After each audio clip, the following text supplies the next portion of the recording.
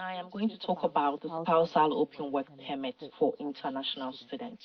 Now, spousal open work permit is a broad terminology. It's a broad eligibility program and all that. But we are going to narrow it down to spouses of international students, applicants or international students in Canada.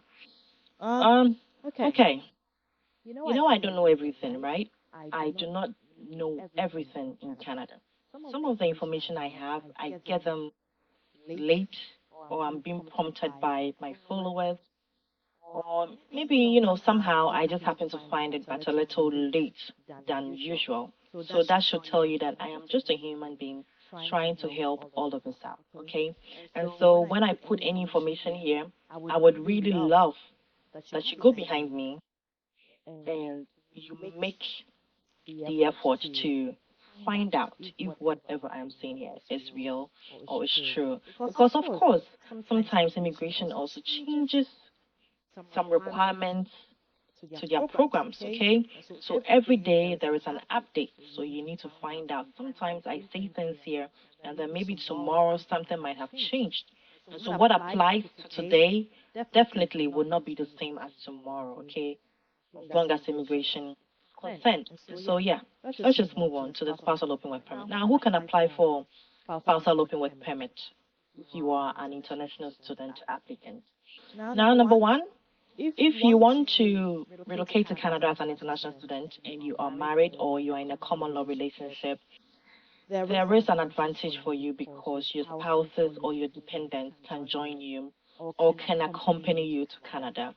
Normally, if you want them to accompany you, the statement or the proof of funds you need to prove, okay, the proof of financial support is a little higher than you coming alone. I am not an immigration consultant or agent, so I wouldn't give you advice. But in my opinion, if I were to be in your situation as an international student, I would arrive in Canada first.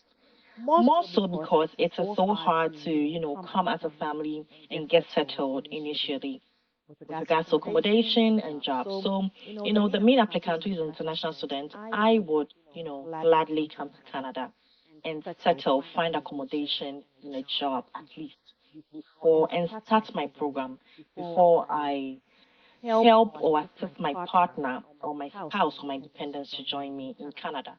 That is fact number one. Okay. The number two reason is that why you have to come alone is, like I said, it's expensive to put all your dependents on the application because you have to prove a lot of funds. Now, with every other applicant or every other dependent you put on your application, it requires some amount of money. So let's say, for example, you want to bring your spouse, you are a family of three, you and your spouse and your child. Your spouse, you should prove an additional, let's say, 5,000 Canadian, and your child should be around 3,000 Canadian, making 8,000 just for proof of funds for your dependents plus your own. Okay, so I will talk about proof of funds in another video. It's a broad topic. I can go on and on and on. I don't want to shift from the main reason why I'm here. So I would come to Canada first and settle down before I let my spouse and my dependents join me. Quite unfortunately, that is how much better it can work in most situations. If you have money and you can afford it, you can let them accompany you, okay? Okay, going forward, it's very important to choose a program that has a length of 2 years. Why do I say this? You are at liberty to choose any length of program, 1 year, 6 months. But if you arrive in Canada with a 1 year program, you should know that you have limited time to help your partner come to Canada with a work permit visa or open work permit visa because you cannot come to Canada in a period of 6 months or less and have a work permit. It is not possible. It is not. You are not eligible for that. You need to stay in Canada for at least 6 months or more to be eligible for the spousal open work permit. Okay. So, for instance, if you come here with a 1 year program, you arrive in Canada, and let's say it takes about 3 months for the application for your spouse to join you. Gets accepted or gets approved. That means 3 minus 12, remaining 9 months minus any other inconvenience that might arise or come up because immigration can get delayed. So in that case, immigration can immigration could give your partner a visitor's visa instead of an open work permit, because the time remaining in Canada for the main applicant who is an international student is lesser than 6 months, or 6 months and less. So that is so inconvenient. So most of the times I would, prompt you to apply to programs that are at least 2 year length, or 2 years for you to finish, okay? Or even 18 months. It gives you enough time to uh, apply or help your partner apply to join you here. Okay. So restrictions about the open work permit is that not everybody is entitled, not every international student can be eligible for the spousal open work permit for his or her spouse and their dependents. Because number one, you need to be enrolled in a post-secondary school, of course. That is how come you're an international student.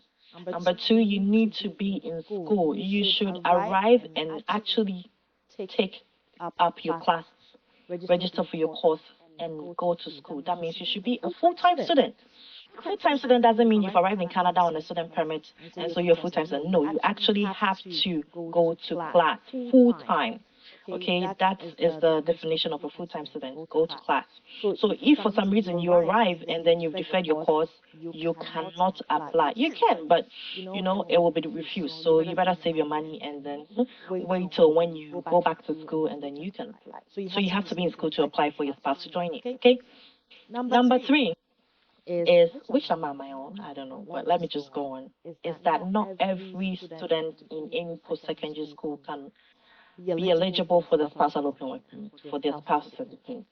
You need to be in a school that is eligible for a PGWP, meaning postgraduate work permit. So if you attend a private school in Canada that is not eligible for a postgraduate work permit, I am so sorry. You are not included, or your family is not included to join you, or permitted or eligible to join you with a spousal open work permit. Permit for the kids, okay? And so that's a bad thing to do, to come to Canada and attend a university that is not eligible for postgraduate work permit. Some universities are actually eligible for postgraduate work permit, especially the private ones, okay?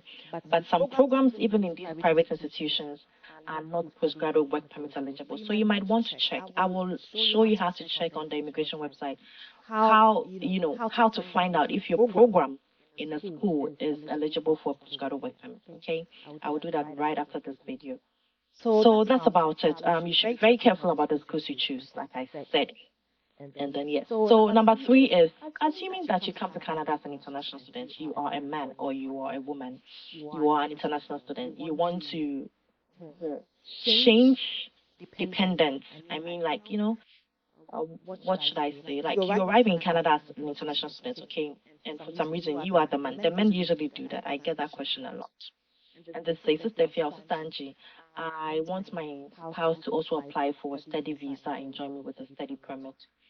But when he or she comes, I want them to put me on as the dependent, meaning that when my spouse, I am here as an international student, but when my spouse arrives also as an international student, I want to change my status and become an open work permit holder.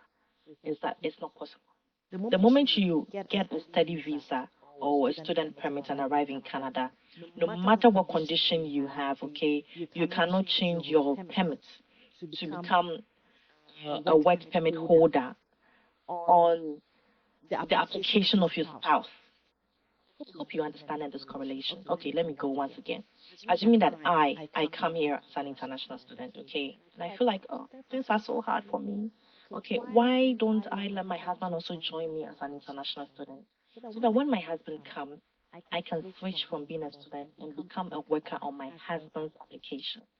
Well, you cannot do that. The moment you arrive as an international student, you become an international student. So you finally complete your program successfully and graduate, and then apply for your postgraduate work permit if you are eligible. So that is about it. You don't just change statuses.